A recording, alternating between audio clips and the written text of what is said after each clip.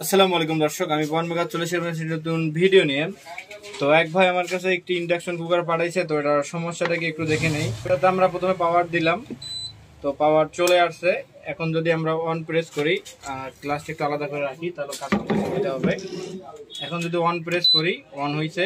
এখন যদি ফাংশনে যাই, ফাংশনে গেছি, 1800 ওয়াট শো করতেছে। এখন এখানে E0 কাজ করতেছে। এখন এর উপরে যদি একটা আমরা পাতিল বসাই,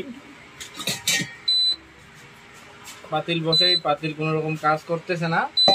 আর এখানে যে কোডটা দেখেন E9 এ চলে গেছে, আগে ছিল E0, এখন অটোমেটিকলি E9 এ চলে গেছে। যদি আমরা বন্ধ করে আবার চালু করি একবার, তো একটা দেখেন একটা নয়েজ করতেছে। যদি আপনাদের একটা নয়েজটা আমরা দেখাই,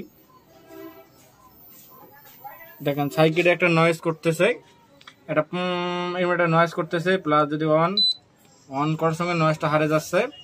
এবার ফাংশন 1800 ওয়াট, এখন E9 শো করে।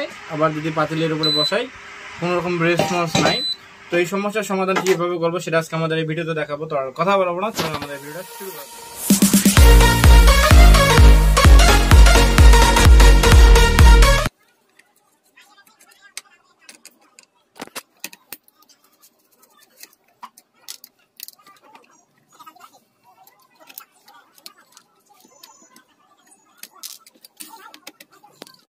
তো আমাদের এখানে যে আপাতত কোনো রকম প্রবলেম দেখতেছি না সার্কিটে। দেখবো যে কোনো রেজিস্ট্যান্স খুলে গেছে কিনা। কোনো রেজিস্ট্যান্স খুলে যায় নাই, কোনো জাম্পার ঠিক আছে। এইদিকে মোটামুটি সবকিছুই ঠিক আছে। কিন্তু একটার জিনিস হলো, প্রবলেমটা হলো এটা ইন্ডাক্টরটা। তো ইন্ডাক্টরটা দেখেন, আমি যদি দেখা যায় ইন্ডাক্টরটা একদম ডিরেক্টলি এখানে মরিচা জমে ইন্ডাক্টরটা আপনার খুলে আসছে। এই ইন্ডাক্টর খুলে আসার জন্য আমাদের E9 কোডটা শো করেছিল।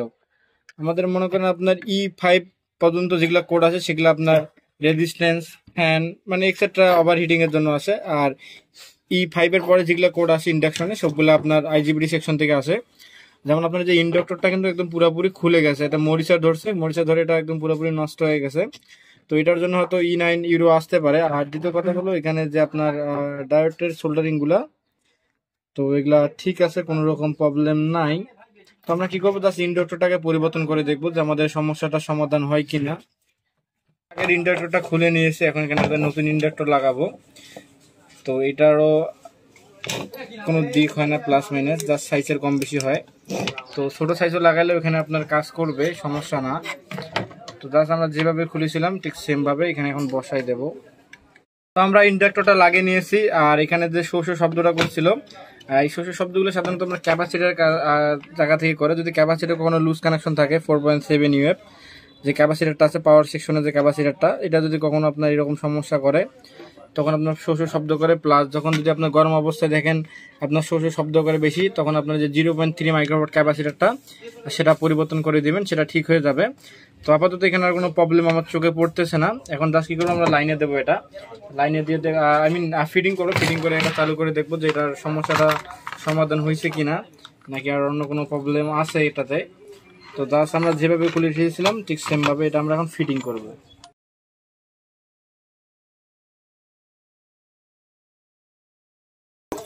আমরা এটা লাইনে দিয়েছি জাস্ট এখন, আমরা ফিটিং করে নিয়েছি। এখন জাস্ট একবার লাইনে দিয়ে দেখবো।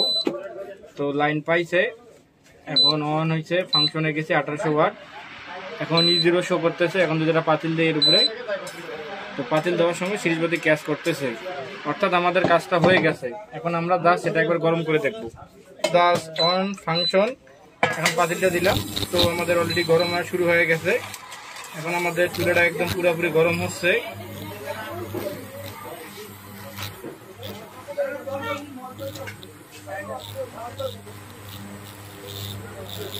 তো আমাদের চুলাটা একদম মোটামুটি পারফেক্ট। তো আমাদের ভিডিও যদি ভালো লেগে থাকে আমাদের চ্যানেলকে লাইক, কমেন্ট এবং সাবস্ক্রাইব, শেয়ার করবেন। পাশাপাশি নতুন ভিডিও পাওয়ার জন্য বেল আইকনে একটু পুশ করে চাপ দিয়ে রাখবেন। তো আজকের মতো আসসালামু আলাইকুম, দেখা হবে একটি নতুন ভিডিওতে।